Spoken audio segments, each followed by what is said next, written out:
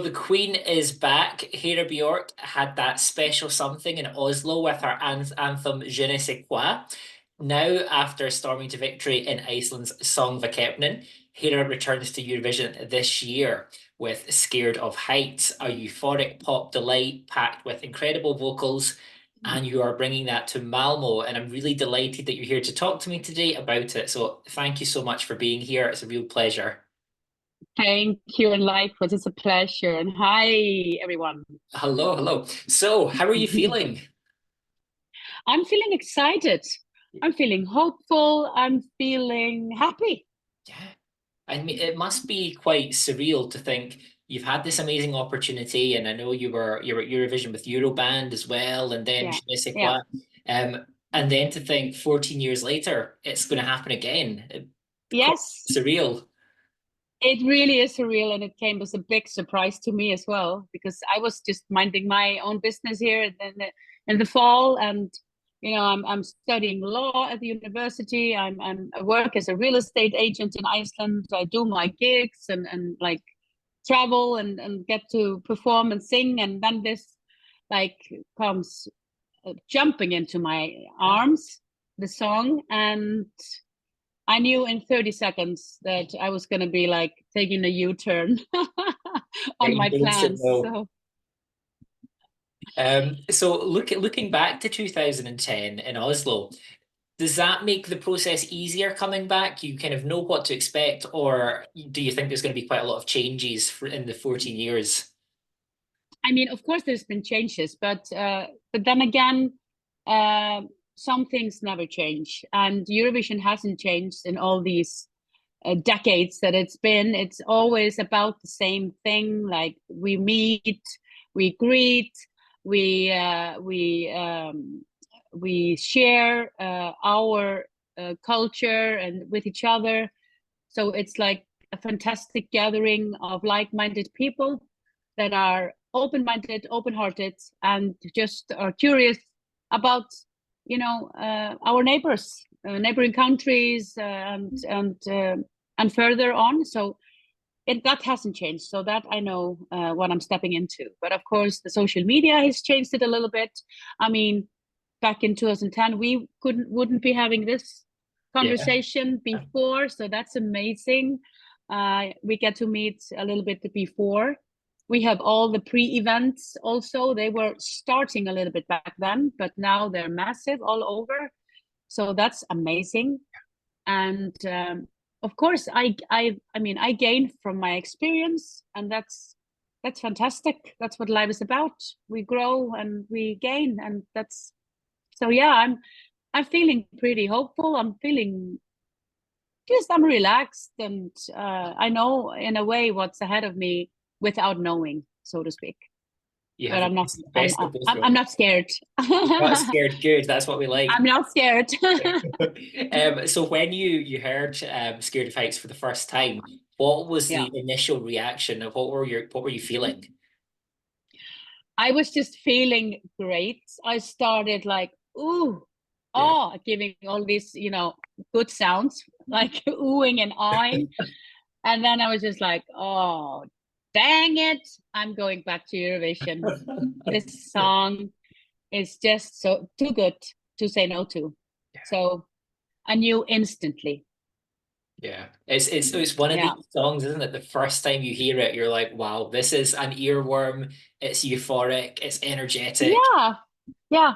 It has all the, it has all the right elements in it for me.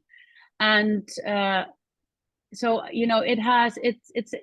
it's an old, like sounds like oldie goldie current pop euro happy dance theme with a message. Yeah, It's just fantastic.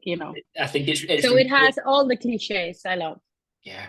And I think in the live environment as well, like the audience is just going to love that, and you'll know from the Song for Kepnin performance, it's just that kind of song that you want to move to, you want to dance, you want to kind of Yeah. enjoy it. Yeah. Yeah. And I'm feeling it already, that people are reacting really well to that. Ooh, so usually the audience is going, I say, I feel it coming, and the audience goes, woohoo! So I'm looking forward to that one. That's going to be a good one, to hear thousands of people go, woohoo! But, and only for that, just if we just talk about that little thing, that only that is why we're doing this. Yeah. You know, to get the reaction, to be able to sing it with the audience, and everyone is like, ooh, like joining in. That's the best. It's magic. It really is. Yeah. It is magic. Yeah. So what does the song mean to you in terms of the message, the themes? What really resonated with you about that? Um, the clear, like demand of conversation with my own fears. So it's like, am I just going to be scared of heights for the rest of my life? No, clearly not. That's not how we move forward. So we need to deal with it. We need to take the time to spend with ourselves and speak to our fears and come to terms with them. I mean, we can't eliminate them because they're always there. And if one goes, another one comes. That's life. So to be able to come to terms with the fears you have, and like bring them beside you, not within you. Like have them there and be able to control them when they come. Like, oop, no, you're not needed now. Like, wait for it. I'll talk to you later. So that's a little bit. The song came to me in a time of my life where I really needed it myself. You know, so I have. I have. My parents are getting older, and you know, I'm coming to the stage in my life where I need to come to terms with that. Oh, they're not going to be here forever, you know. Yeah. And that's like a what? That's a really grown up thing to realize. Yeah.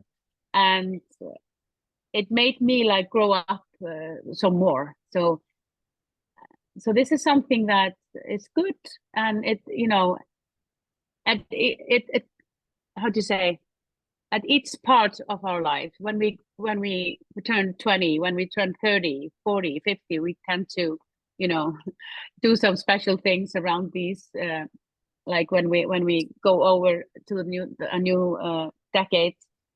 And now I turn 52 in a few days, and I can feel it. It's like, oh, okay, I'm there. I'm over that bridge, and that's so fantastic. And I'm going to Eurovision while dealing with menopause. Ooh, that's gonna be interesting. I love that. So we're gonna need to make a movie about this. Well, maybe in So, your video postcard you could mention that. exactly. No, No, but it really it already has made me grow this song, and I know it's gonna, you know, make me grow a lot in Malmo, just because of all of you people that's gonna be there. So all the interaction, all the communication, you know, is just gonna, you know, and we're gonna have some. I know we're gonna have some tough discussions as well, because of the situation in the world. But having a discussion about it is the core of solving a problem, or what do you call it? A few, no, when you have a dispute, debate, yeah, debate with someone.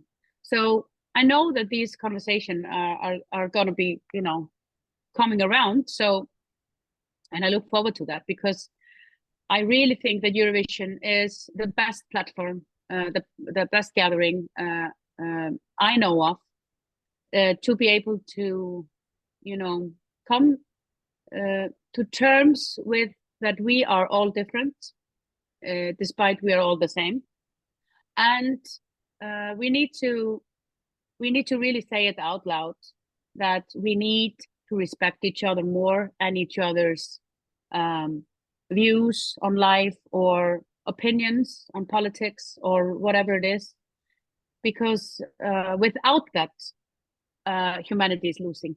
But with understanding and respect and yeah, like unity, and just giving everyone the chance to be who they are, and with that simple act, we are making the world a better place. And I think Eurovision is the greatest platform for that.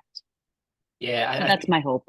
united by music. It's the slogan, but it makes sense. It Oh, is. Yeah, it's perfect. so good. I'm so thankful to the Eurovision, committee from that meeting. And like, thank you to all of you. And I love the person. I think the person that came up with this slogan needs to have an award and a crown and a throne. Amazing. So the staging was pretty spot on during Söngvakeppnin. Probably not too much to change, but I'd imagine as an artist you want to kind of change it for the Eurovision stage. I know you can't say too much, or the EBU will get me. But Yeah. are there any words you can use to describe the changes to the staging?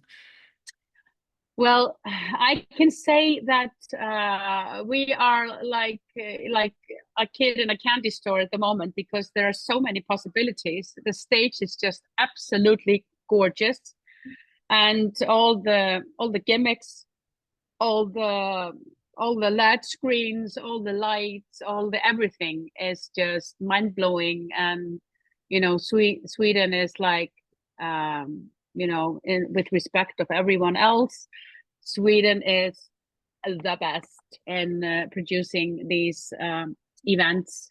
So we are of course going to be using a little bit more of everything. So we're going to be up to like elevate the act without drowning it in effects, but we will do our best to elevate it. Turn the dial up. Yeah. Yeah, yeah. I need to speak about your relationship with the LGBTQ plus community, because you are a gay icon. There's no getting around it.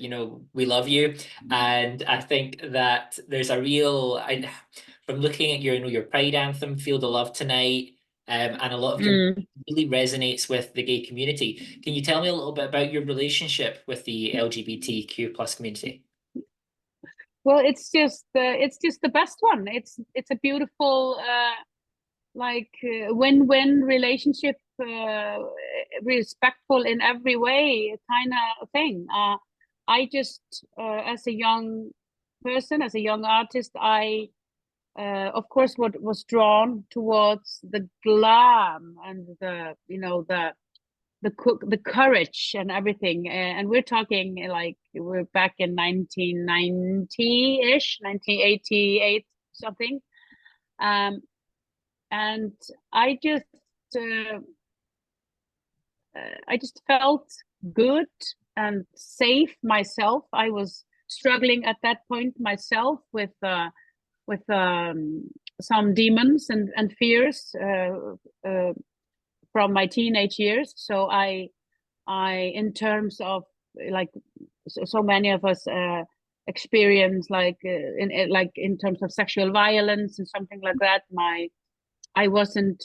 I needed some safe space, and I felt like understood and protected and supported there.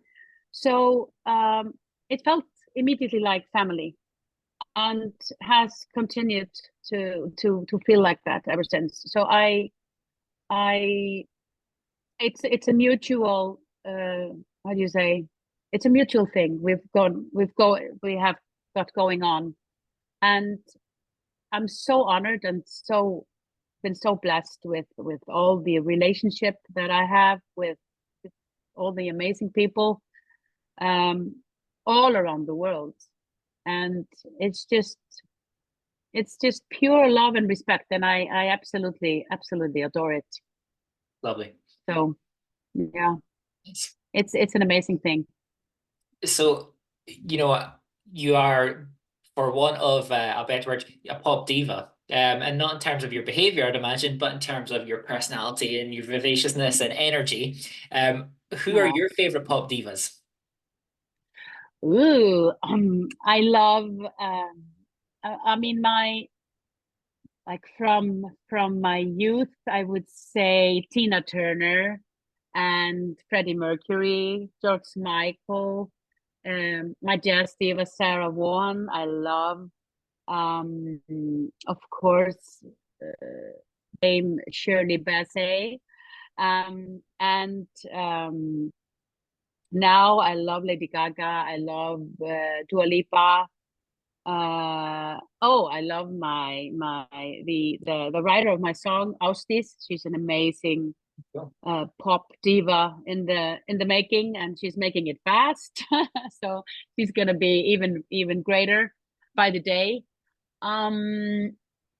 More people. I have to say my mother, because she has been in the business for 65 years.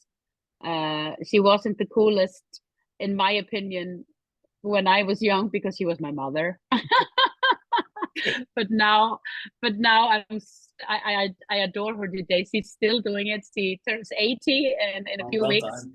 and she's still like at it with her guitar, like making people happy everywhere. So and she's an amazing vocalist as well. Yeah, I mean, It's a good selection. It's a good selection. yeah, and there are so many more that I'm forgetting, but I mean, there are so many more that make us who we are. So yeah. I need to ask this question, and I'd imagine you probably hear this one a lot. But what was the moment for you that Eurovision enters your life? Is there a defining moment you think, oh, that's my earliest memory of Eurovision? Yes, I remember when I was a tiny thing, watching this with my mother, because this was, of course, her favorite TV show. It was like her kind of music, because at that time, we're talking back in the 70s, 80s, we didn't have that much music shows in the television. So I was really, really small. I would think like 4 or 5 years old, jumping up and down in the sofa with my hairbrush, singing into it, and just looking at these amazing people on the screen. And I felt so connected to them. It was just like they were all my friends. And I was at some point going to meet them. So like with Bobby socks, or I was just like, oh, my friends, so I really felt like this came as a natural to me. It wasn't hard at all, or it didn't have any sense of like, ooh, I'm gonna be that good that I'm gonna be there. It was just like, oh, Yeah, I I like should be this. there. Yeah. Yeah, it was just like a very, how do you say, innocent, pure belief of, yes, I'm gonna go there, and and then I tried to do something else, but my subconscious obviously um took me to that direction. So yeah.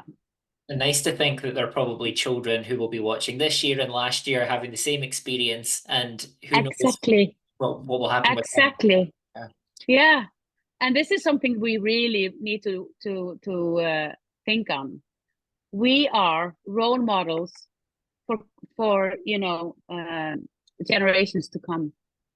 And then I have to add that we need to clean up our act a little bit in the Eurovision nation, in the sense of we need to be more respectful to each other, like in the comments, in every sense. It's good to have opinions, but please make them like uplifting and positive, negative, positive, like so that they have a good beginning and a good ending, like the sandwich with a nasty thing in between. Well, Because constructive. They need to be constructive.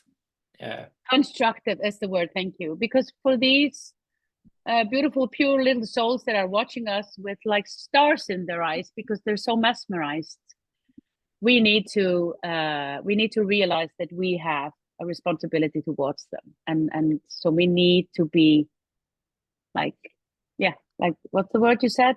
Constructive. Constructive. Yeah. That's it. It's a good Yeah. message. Um, I know we're conscious of time, so I would just like to wrap up with a really quick round, quick fire questions. The first thing that pops into your head, get into your inner psyche, and we'll find out about you a wee bit more. So, your favorite Okay. film? My favorite film? Yeah.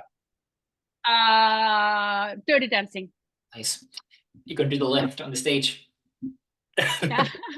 Exactly. The I mean, there you go. That could be a surprise. That could be. The last song you listened to? The last song I listened to was Solo from last year's Eurovision. Yeah. Hidden talents. I can do the split. Oh wow.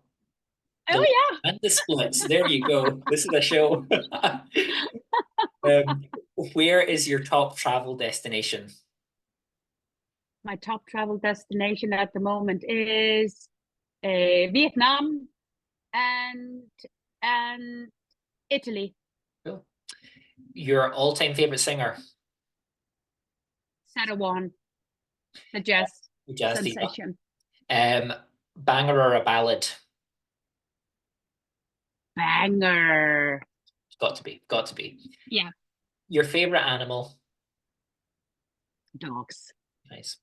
And lastly, do you have any final words to the UK audience watching and clapping along at home? Just thank you for carrying me through all these years. I have so much love from the UK, like almost every day. So but I can't be with you though in London on the 7th of April because it's my mother's 80th birthday. You can't miss that. No, can't miss that. Otherwise, I would be there with you. So again, thank you and enjoy this Eurovision season and bring joy to us so that we can give it back to the rest of the world because we need it this time. We need the love. We need the love. Brilliant way to close. Thank you so much. I will see you in Malmo. Very excited. Good luck. You will smash it. Thank you, Andrew. Thank you. Enjoy the experience. Thank you. Likewise. Thanks. Bye-bye. Bye. Baby.